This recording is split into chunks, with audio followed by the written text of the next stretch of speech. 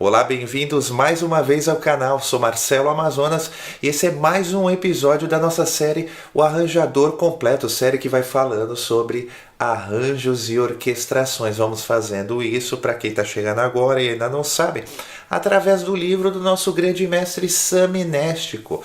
Um livro maravilhoso que vai nos ajudando, vai nos guiando nessa caminhada de conhecimento dentro desses assuntos. Então, vou deixar o link aqui embaixo sobre o documentário que está sendo feito, logo já deve estar sendo lançado, sobre a vida do mestre. Você pode comprar o livro direto do site dele, pode até comprar com uma dedicatória do próprio, tá bom? Vou deixando as coisas aqui e a gente vai seguindo em mais um episódio, agora episódio 10.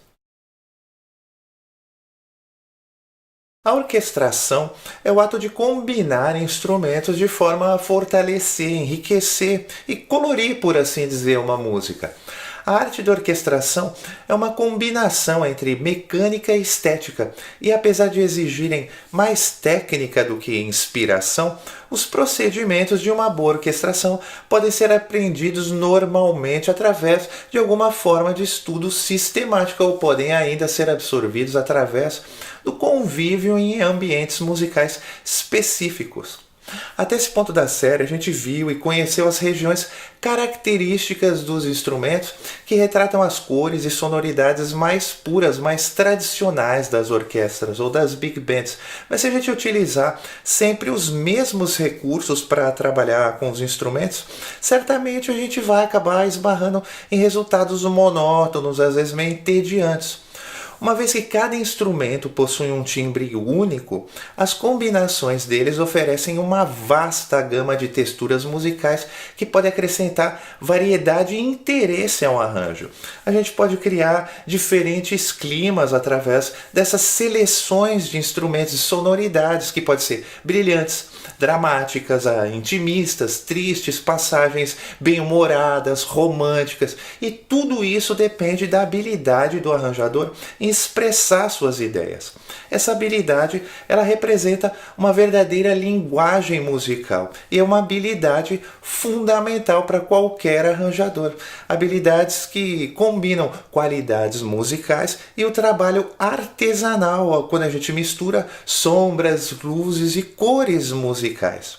Considerando a região e cada situação musical, a gente sabe que a maioria dos instrumentos ela pode ser combinada de forma efetiva, porém algumas combinações são mais equilibradas e mais ricas em sonoridades do que outras.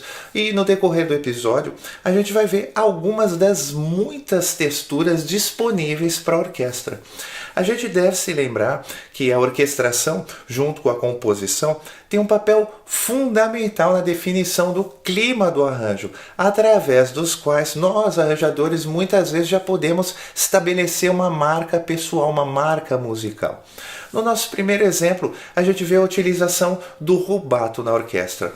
A gente vê um fragmento aí apresentado pelos violinos lá nos agudos, enquanto a harpa e a percussão já vão marcando presença de forma bem leve. Depois, no crescendo do segundo compasso, a gente tem as madeiras em oitava sobrepondo os violinos, acrescentando cores e força a essa linha melódica. Nos compassos 4 e 5, os trompetes já introduzem um novo material melódico que segue com mais outra combinação de 2 metais, violas e cellos.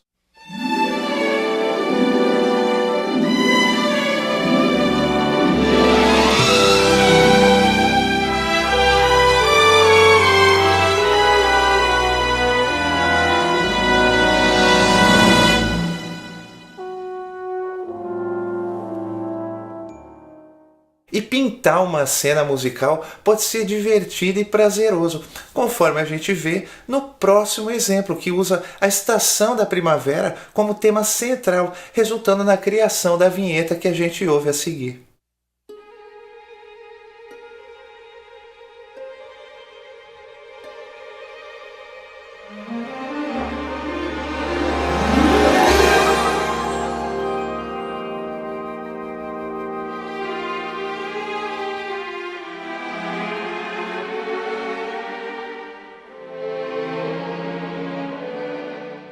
E ao contrário da passagem anterior, o próximo exemplo apresenta um conjunto diferente de timbres. A linha da flauta ela é delineada de forma sutil pelo teclado, pela harpa e pelos violinos em trêmulos, contando ainda com uma pequena ajudinha da percussão.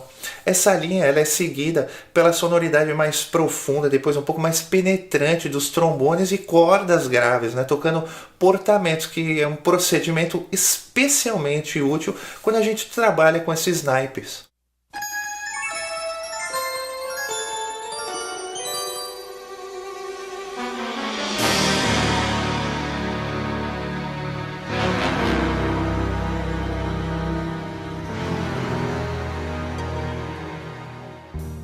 No exemplo a seguir, a gente observa um clima bem dramático desde o começo do arranjo.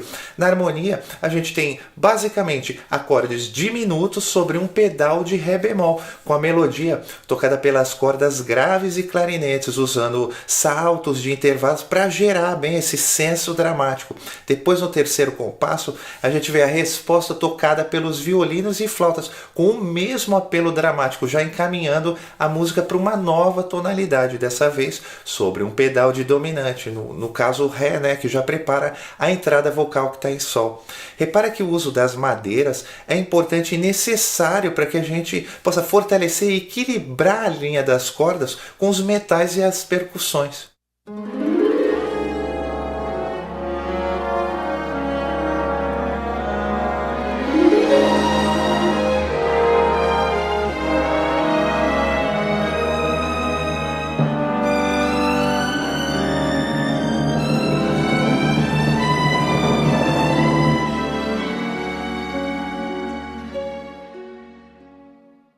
E a gente vai ver no próximo exemplo mais um exemplo ainda de material dramático. A gente observa solos curtos tocados pelas madeiras que já se apresentam como uma espécie de um pequeno prelúdio para a melodia que vai entrar no compasso 3, junto com os violinos em oitava sobre um pedal grave da orquestra.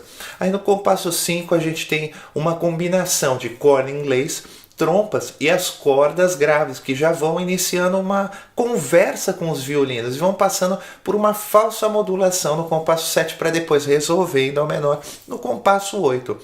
Vale a pena a gente ressaltar ainda outros elementos emocionais empregados nesse arranjo, que são o pio moço, que começa no terceiro compasso, e o bom e velho decrescendo, que já vai atuando de forma bastante efetiva nos metais a partir do compasso 6.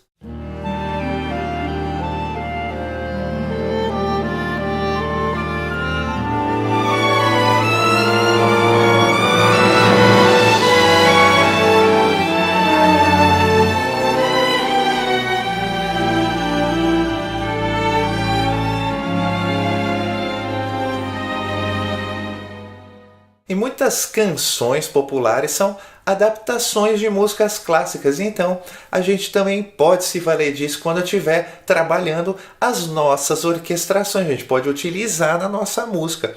Na introdução do próximo exemplo, a gente vê o tema do concerto número 2 para piano e orquestra do Rachmaninoff, que tem uma estrutura bastante funcional, e ali ele já é utilizado para estabelecer já toda a forma, toda a atmosfera e já criar uma expectativa em relação à entrada do tema principal.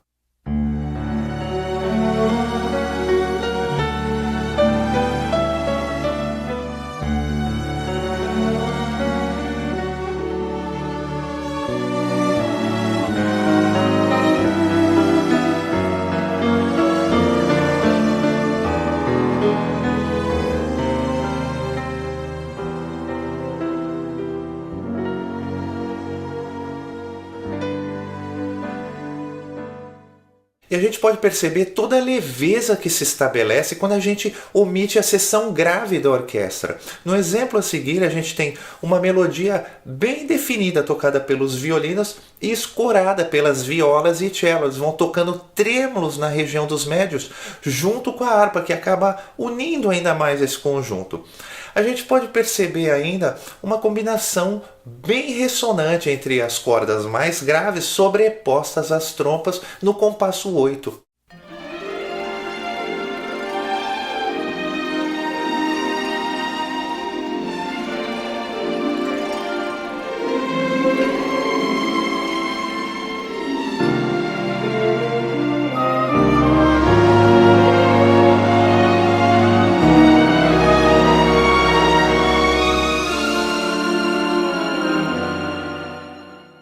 Aqui você vê uma tabela com possíveis combinações entre diferentes instrumentos e seções da orquestra. E a gente deve lembrar que os sons puros, os sons de cada naipe, eles já possuem sua beleza particular, cuja utilização é fundamental para que a gente possa obter dobras e resultados bem efetivos. Trabalhar no ambiente orquestral pode ser particularmente excitante e por vezes a gente pode acabar em meio a várias ideias, pesquisas, rascunhos que podem nos oferecer uma série de possibilidades musicais, mas ainda assim, todos esses escritos não podem substituir o evento musical em si, visto que a música não são notas no papel, e sim sons. Sendo assim, nós arranjadores devemos ser capazes de ouvir a música na nossa cabeça enquanto escrevemos um arranjo.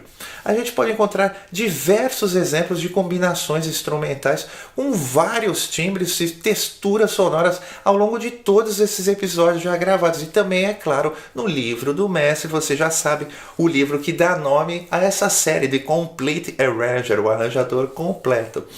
A gente deve ainda pensar em algumas questões importantes quando a gente quiser aplicar o nosso toque pessoal a uma música. Questões como o caráter geral da música, se ela sugere, por exemplo, uma orquestração mais completa ou algo mais leve, se é uma música mais dramática, mais divertida, brilhante, melancólica, ou ainda quais os instrumentos mais adequados, considerando as possibilidades técnicas e sonoras. Sendo assim, um arranjador deve desenvolver as suas ideias e transformá-las em uma linguagem que os músicos possam entender.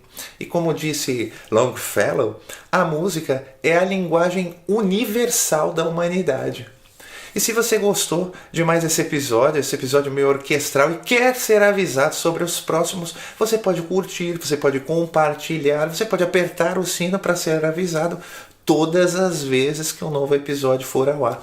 Quer participar? Então mande suas críticas, dúvidas, tudo que você quiser, vai colocando aqui nesse nosso canal, que é o nosso canal de desenvolvimento musical, que vai expandindo, como a própria natureza das coisas, né, da própria internet.